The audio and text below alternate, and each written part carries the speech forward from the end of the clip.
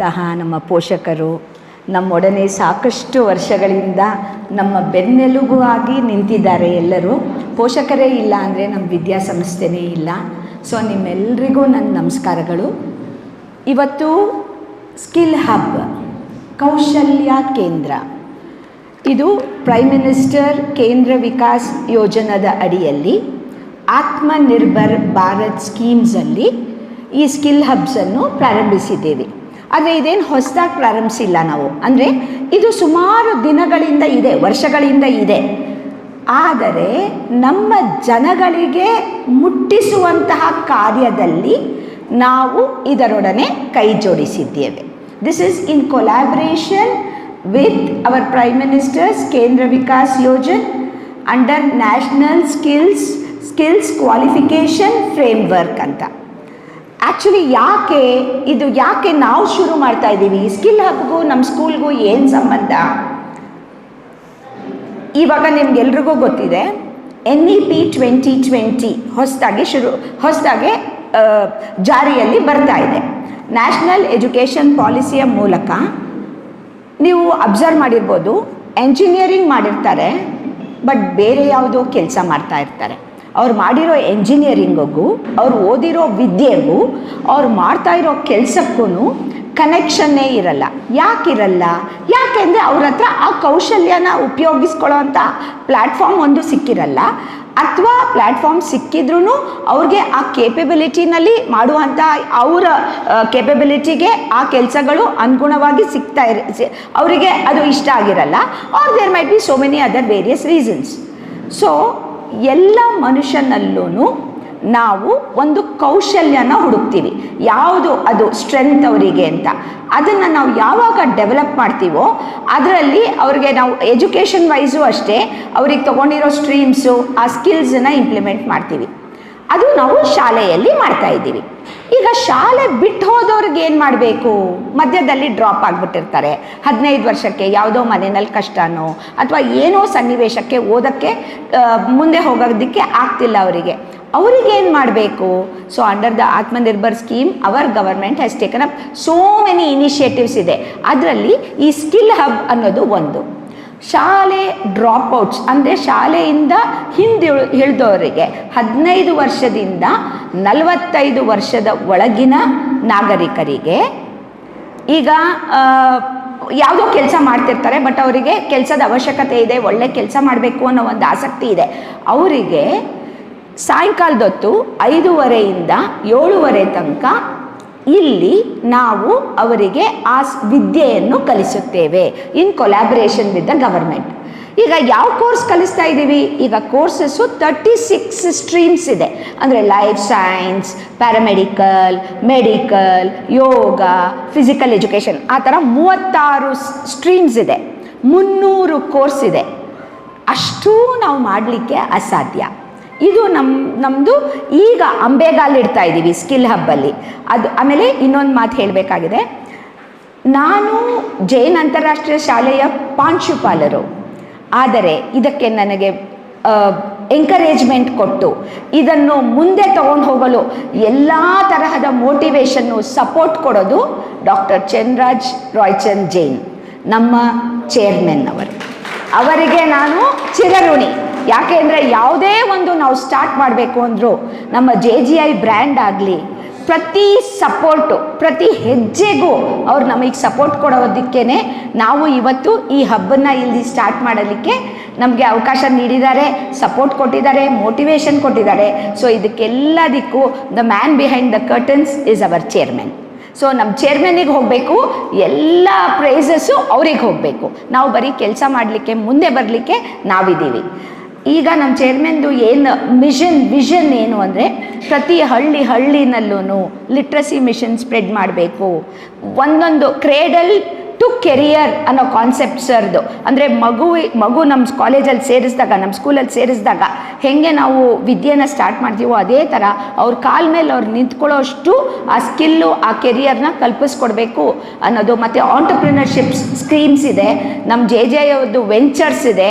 So ಇದೆಲ್ಲದೂ this is all an initiative to become Atmanirbhar Bharat. ಕೈ ಜೋಡಿಸ್ಬೇಕು ನಾವು ಅನ್ನೋದು ನಮ್ಮ ಉದ್ದೇಶ. ಈಗ ಈ ಸ್ಕಿಲ್ ನಮ್ಮ ಸ್ಕೂಲಲ್ಲಿ ಏನು ಸ್ಟಾರ್ಟ್ ಮಾಡಿದ್ದೀನಿ ಅಂದರೆ 2 ಕೋರ್ಸ್ ಇನಿಷಿಯಲ್ ಆಗೇ ತೊಗೊಂಡಿದ್ದೀನಿ. ಒಂದು ಪ್ಯಾಕೇಜಿಂಗ್ ಅಸಿಸ್ಟೆಂಟ್, ಇನ್ನೊಂದು ಸ್ಟೋರ್ ಅಸಿಸ್ಟೆಂಟ್. ಪ್ಯಾಕೇಜಿಂಗ್ ಅಸಿಸ್ಟೆಂಟ್ ಅನ್ನೋದು ಲೈಫ್ ಸೈನ್ಸ್ ಕೆಳಗಡೆ ತೊಗೊಂಡಿದ್ದೀನಿ. ಪ್ಯಾಕೇಜಿಂಗ್ ಸಾಕಷ್ಟು ಇದರಲ್ಲಿ ಸ್ಟ್ರೀಮ್ಸಲ್ಲಿ ಬರ್ತಾ ಇದೆ, ಫುಡ್ ಹಾಸ್ಪಿಟಾಲಿಟಿ ಇಂಡಸ್ಟ್ರಿನಲ್ಲಿ ಬರ್ತಾ ಇದೆ. ಬಟ್ ನಾನು ತೊಗೊಂಡಿರೋದು ಮೆಡಿಕಲ್ ಫೀಲ್ಡ್ದು 2 ಕೋರ್ಸ್ ತೊಗೊಂಡಿದ್ದೀನಿ. ಅದು packaging assistant and store assistant ಎಷ್ಟು ಯೂಸ್ ಆಗುತ್ತೆ ಅದಕ್ಕೆ ಅಂದರೆ, ನಿಮ್ಗೆಲ್ರಿಗೂ ಗೊತ್ತು ಮೆಡಿಸಿನ್ ಈಸ್ ಒನ್ ಇಂಡಸ್ಟ್ರಿ ಎಲ್ಲಿ ನಮಗೆ ಮುಂದೆ ಬೆಳವಣಿಗೆ ಆಗ್ತಾನೇ ಇರುತ್ತೆ. ಸೊ 6ನೇ ಕ್ಲಾಸ್ ಪಾಸ್ ಆಗಿದ್ದು ಮಿನಿಮಮ್ ಕ್ವಾಲಿಫಿಕೇಷನ್, ಅದು 6ನೇ ಕ್ಲಾಸ್ ಪಾಸ್ ಆಗಿರಬೇಕು. ಆಮೇಲೆ 12th ಮೇಲ್ ಇರಬಾರ್ದು. ಈ ಎರಡಕ್ಕೆ PUC ಮುಗಿಸ್ಬಿಟ್ಟು ಅಥವಾ PUC ಡ್ರಾಪ್ಔಟ್ ಆಗಿರ್ತಾರೆ ಅಂಥವರಿಗೆ ಈ ಕೋರ್ಸ್ ತುಂಬ ಯೂಸ್ ಆಗುತ್ತೆ.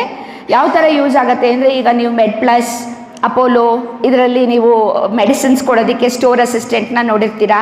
ಅದೇ ಥರ ಡಾಕ್ಟರ್ ರೆಡ್ಡೀಸ್ ಲ್ಯಾಬ್ ಇದೆ, ಆಸ್ಟ್ರಾಜೆನೆಕಾ ಕಂಪನೀಸ್ ಇದೆ. ಅಲ್ಲಿ ಫಾರ್ಮಸ್ಯೂಟಿಕಲ್ ಕಂಪನೀಸ್ನಲ್ಲಿ ಪ್ಯಾಕೇಜಿಂಗ್ ಮಾಡಬೇಕು ಮೆಡಿಸಿನ್ಸ್ಗೆ.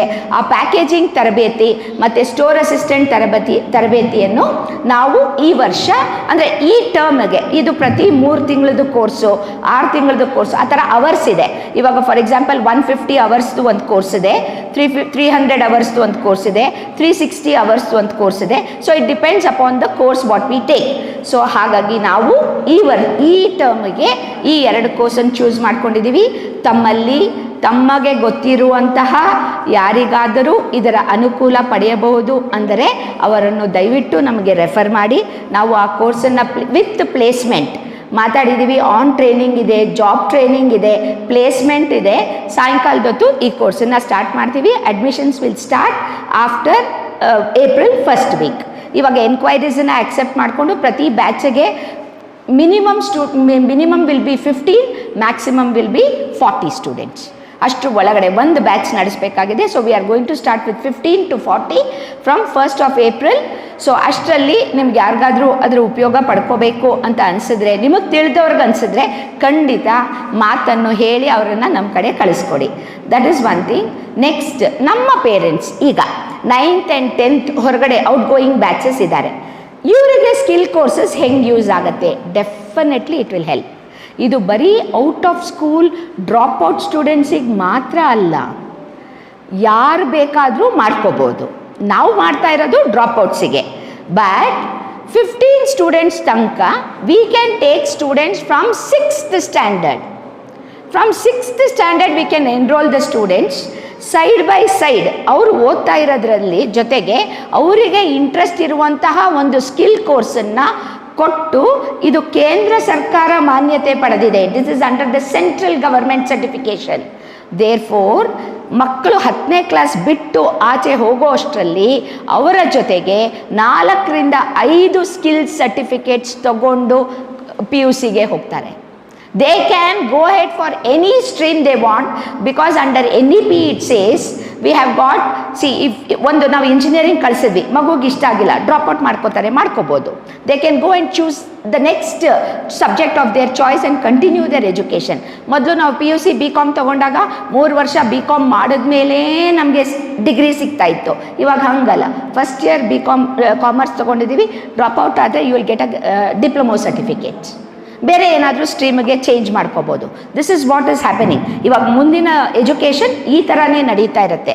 ಸೊ 5-6 ಸ್ಕಿಲ್ ಕೋರ್ಸಸ್ ಮಕ್ಕಳು ಮಾಡಿಕೊಂಡ್ರೆ ಆಚೆ ಹೋಗೋವಾಗ ಅವ್ರಿಗೆ ಯಾವುದ್ರಲ್ಲಿ ಇಂಟ್ರೆಸ್ಟ್ ಇದೆಯೋ ಅದನ್ನು ತಿರ್ಗಾ ಪರ್ಸ್ಯೂ ಮಾಡ್ಬೋದು. So it will help. It is beneficial for both in school as well as school dropouts.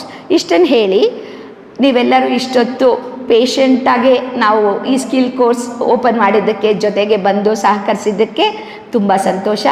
ಮತ್ತು ಪ್ರಗತಿ ಟ್ರಸ್ಟಿಂದ ಮುನೀಶ್ ಅವರನ್ನು ಇವತ್ತು ಚೀಫ್ ಗೆಸ್ಟ್ ಆಗಿ ಕರೆದಿರೋ ಕಾರಣ, ಅವರು NGO ನಡೆಸ್ತಾ ಇದ್ದಾರೆ, ಸಾಕಷ್ಟು ಹಳ್ಳಿಗಳಿಗೆ ಹೋಗ್ತಾ ಇದ್ದಾರೆ, ಸಾಕಷ್ಟು ಮಕ್ಕಳು ಓದೋ ಮಕ್ಕಳಿಗೆ ಅವರು ಪ್ರೋತ್ಸಾಹ ನೀಡ್ತಾ ಇದ್ದಾರೆ.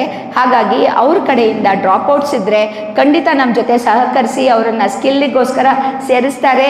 ಮತ್ತು ಈ ಸ್ಕಿಲ್ ಹಬ್ ಇಂಥದ್ದು ಮುಳಬಾಗಲಲ್ಲಿ ಫಸ್ಟ್ ಟೈಮ್ ನಾವು ಇದನ್ನು ಓಪನ್ ಮಾಡ್ತಾ ಇರೋದು under the guidance of our chairman. So I thank him heartily for this, and I would like to all thank my parents who have been patiently listening to me. Thank you very much. let your support and your blessings be always upon us. For every step we take, we need your encouragement and motivation. Please keep on giving us that encouragement and motivation to continue with this work. Thank you so much.